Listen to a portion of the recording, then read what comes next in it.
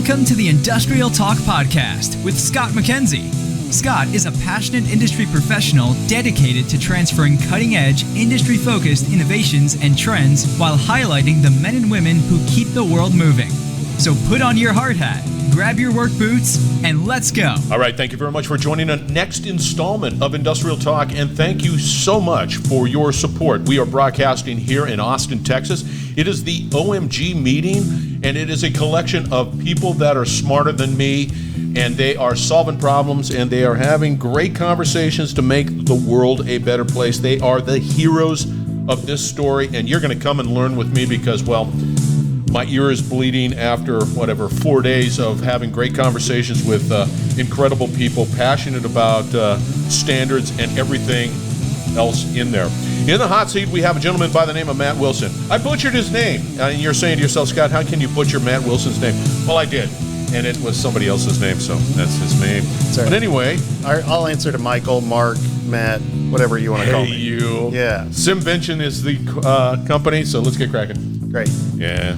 SimVentions. I like simulation conversations. Yes. They're like artificial conversations. They approximate conversations, simulated conversations. Isn't that what people do online all the time these days?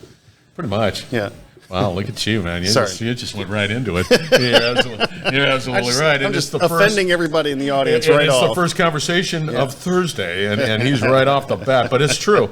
I just think every time I have the conversation about simulation and running simulations and however you do it, and being able to play in that, I just think it's cool. It's pretty neat. Give us, the listeners, and me, Matt Wilson, a little background on who you are. Great. Well, been doing software development for 30 years or so, doing a lot of work for the United States Navy and as a contractor for different defense sorts of things. Started out building software for the Aegis combat system. So don't know what that is, but congratulations. Big Navy ships. Big Navy ships. Thank you. And started getting involved doing the standards work related to trying to make those systems more open. So you're not just stuck with the way a certain vendor made it if I wanted to bring in capabilities from other vendors. Yeah. So the Navy brought me into the standards conversation about 20 years ago. So I've been doing software development and standards work for 20 years, and but now I'm getting some wisdom in my face here, so they don't let me write software anymore. I just pontificate and lead people. You sit there and chirp about all of this fun stuff, but it is pretty cool, quite frankly. And you've been in the business for so many years, you've seen a lot of changes. I'll tell you that much. Yeah, the irony is the more it changes, the more it stays the same. So why don't you expand upon that? Because I have no idea what you mean by that. Because I always see just changes, and everything's just changing, and everybody's talking about new use cases and using this technology. People have the same problems today than we've had all along. So, and the domain that got me here in the first place, the Navy's been trying to open up their combat system to make things reusable for my entire career. So we've certainly made progress in that direction, but there's a lot more progress that can and should be made. See, my ear is bleeding. I'm here. I have these conversations. I don't know how you guys handle it. I don't. No, I'm not the gold standard by any stretch. I did stay at a Holiday Inn, and I haven't enough. There you go. Yeah. But anyway, okay, so you're here, OMG, great. I mean, I've been very fascinated by just the process of how everybody sits there and debates and has these great conversations. They have more patience than I do. No, trust me. It's just been a fascinating observation. And then when you guys leave, and then you come back for the Q1 event, then all of this whole couple of months, and you guys just think more about it, and then it never stops. You guys are glutton for punishment. Now we're supposed to be talking about, and you're going to have to. This is the Dev Sim Ops event. This is 2023. Right. I don't even know what that is. So tell us. In that effort to open up the systems and build and deploy software and systems more rapidly, the industry basically, if you do software development these days, if you do modern software development these days, you're probably doing some form of DevOps, which is development operations. Yes. There you go. Got it. There you go. DevOps. So it's a pretty well coined term throughout software development in the industry. Hopefully, most of the people reading this have read the Phoenix Project. If you've not read the Phoenix Project, now all of a sudden I'm feeling sick. Yes, I did. Yes, and yes. I absolutely. I was gripped by the tale. It's actually a really interesting I book. bet. And it's not all geeky either. No, So yeah, they actually take a real story. That's cool. Well, it's a made-up story, but it makes you understand what DevOps is about.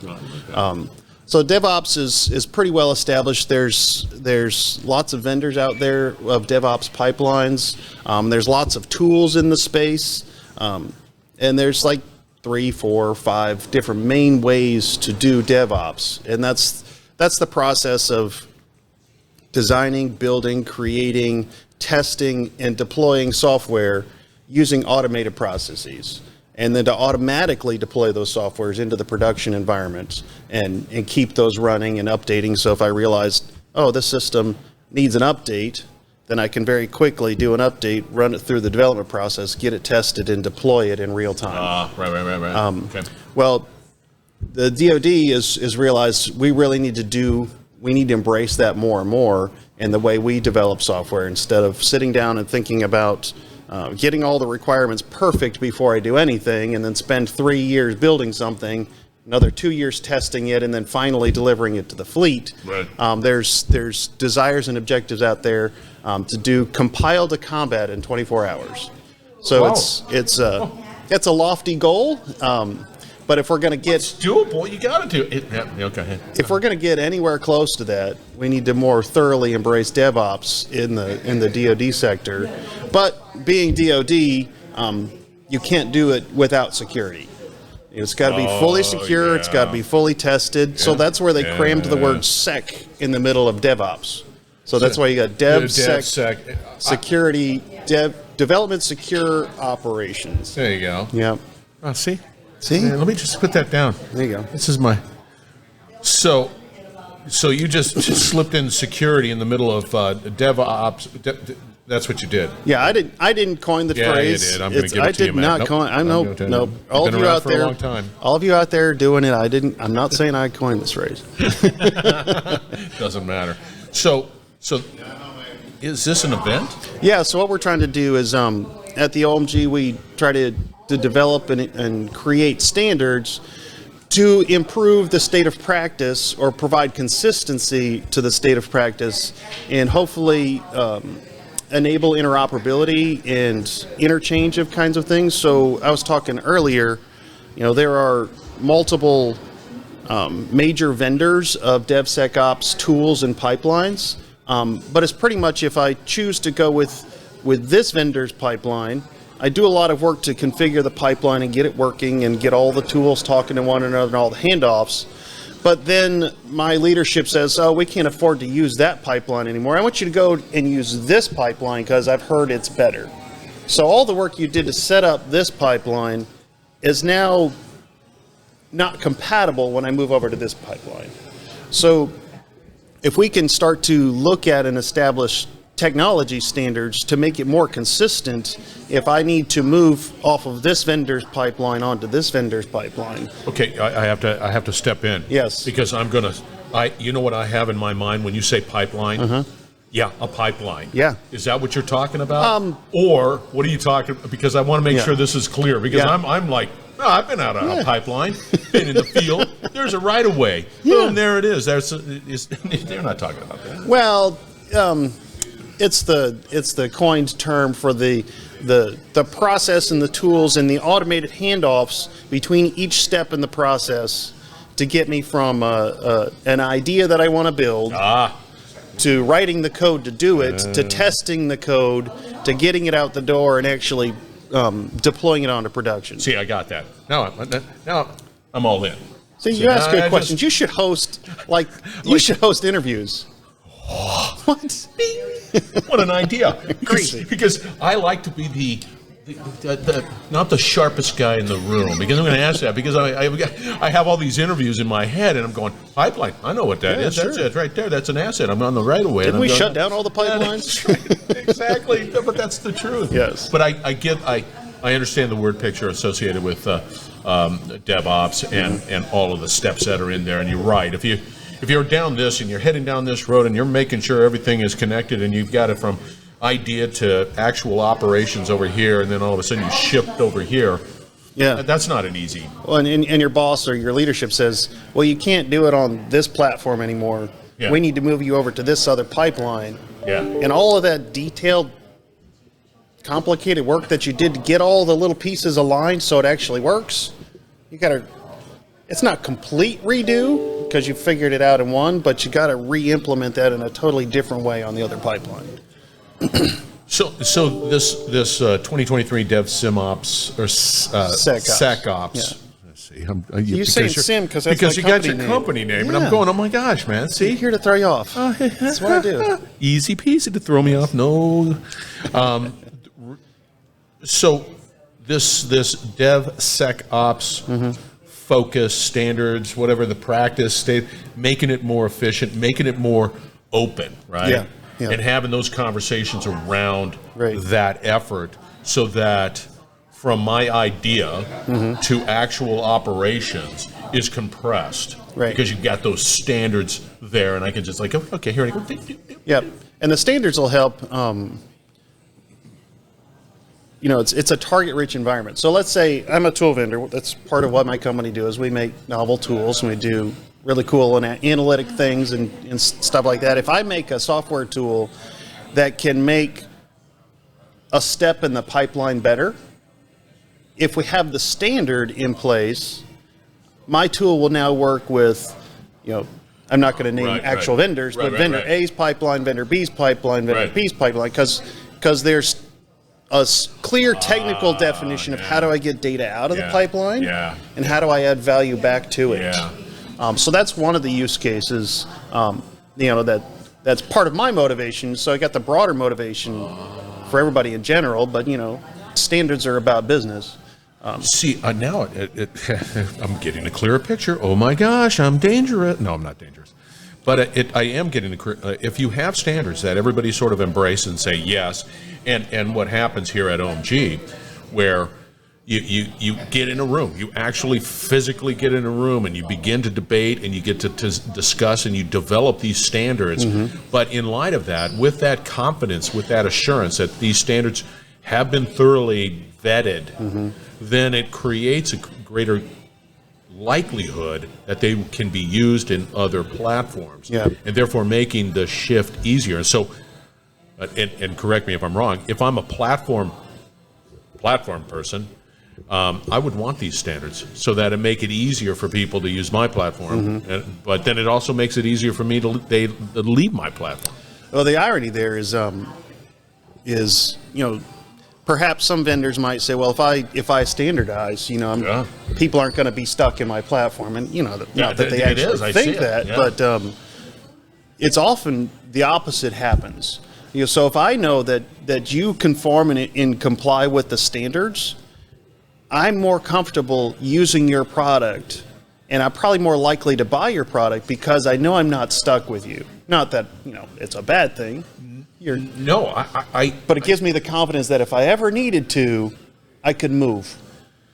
Yeah, but it also gives me the confidence that there's one, I got the standards, but two, there's a level of scalability, right? I can stick with that platform because I know that they embrace the standards, whatever it might be, and it's open, and so it doesn't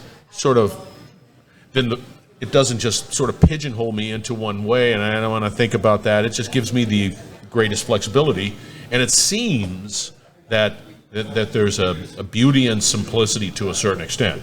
I'm not saying that those standards are simple, by no means. I'm just saying that it's a good thing that they are applied, and I can feel confident in that. Exactly.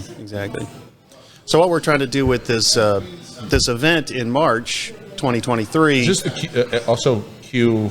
This is Q1 technology, OMG technical meeting in March in Q1. Yeah.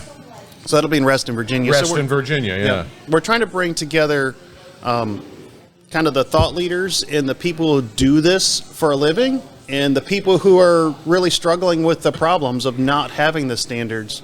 we're trying to bring everybody together into one room and have a conversation because it is a target-rich environment. If you think about just the handful of steps I described to you, we could come up with a standard that's 20,000 pages long and doesn't help anybody. So we want to start that conversation and say, how can a standards body like the OMG come alongside and bring you into this conversation, because it's a coalition of the willing who define these standards.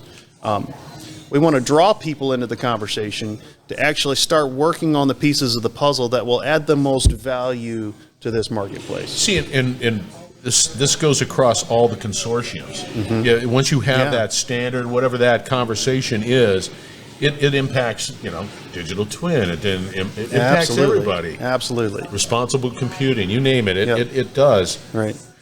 So if somebody's listening to this and they're saying, "Yeah, that sounds like a pretty cool thing," can I? How do they participate? Yeah. So there's a few different ways. OMG is actually working to do all the marketing and promotion and get all that information out there. But they're certainly welcome to try to reach out to me. So my email is just mattwilson@simventions.com. And please don't spam me if you're not actually interested and you're just trying to sell me something. I'm not buying it. No, I hear what you're saying. But we've got some really good thought leaders and customers in this area. So we're looking at the perspective of drivers and thought leaders in this space, as well as from the buyer's perspective. Why do they need it? We're trying to get developers in the conversation because they're the ones who are suffering with the problem. And want you to show up and join helping us solve this problem. It's not something, I'm not smart enough to solve this. I need you guys to come and help us actually set these standards. I love this spirit of collaboration. And I do. I think you guys are, the results are absolutely stellar. Of course, I can't participate in the conversation, quite frankly. No, you would be awesome in the conversation. Why, thank you very much. Join our panel. Matt Wilson making me feel better, everybody. Big time. Great, thank you guys. Good to meet you. We're going to have all the contact information for Matt out on Industrial Talk and then some. Reach out to him. You active out on LinkedIn? Yeah, I've got a LinkedIn profile. I'm not active per se. I'm a kind of a Luddite, but I'm out there. You can find me. We'll have all his contact information. And you figure out how to get a hold of Matt. Clearly, you gotta. He's conflicted. Yeah, he's conflicted. All right. Thank you very much for joining. We will be right back. Thanks, Scott. You're listening to the Industrial Talk Podcast Network. All right, once again, thank you very much for being part of Industrial Talk, and thank you for your support. Matt Wilson, SimVentions is the company. Mad skills. You can just tell. This platform just keeps on collecting and getting all this great insights provided to you by these industrial leaders like Matt. You need to reach out to Matt. I'll get all his contact information, his LinkedIn stat card, everything out there. Reach out. You will not be disappointed because this is the future. Whether you like it or not, be a part of it. Be engaged. Continue to educate and collaborate right here on Industrial Talk. And once again, I just want to let you know, the purpose of this platform, the sole purpose, is to be able to take the information, take the incredible insights being provided by companies and professionals from all around the world about the great things that are taking place within industry and inspiring the youth and others to be a part of this ever-expanding ecosystem of problem solvers. You need to be a part of it. You need to be engaged. Reach out to me. Go out to Industrial Talk. Say, hey, Scott, we want to do more. Fantastic. Let's do it, because we want to get more and more information out there about you and what you're doing. That's what it's all about, because that's the way we're going to change the world. Thank you once again for joining. Reach out to Matt, and you're going to change the world. Be bold, be brave. I say it all the time, and you're going to change the world. Thank you very much for joining. We're going to have another great conversation coming from OMG shortly, so stay tuned.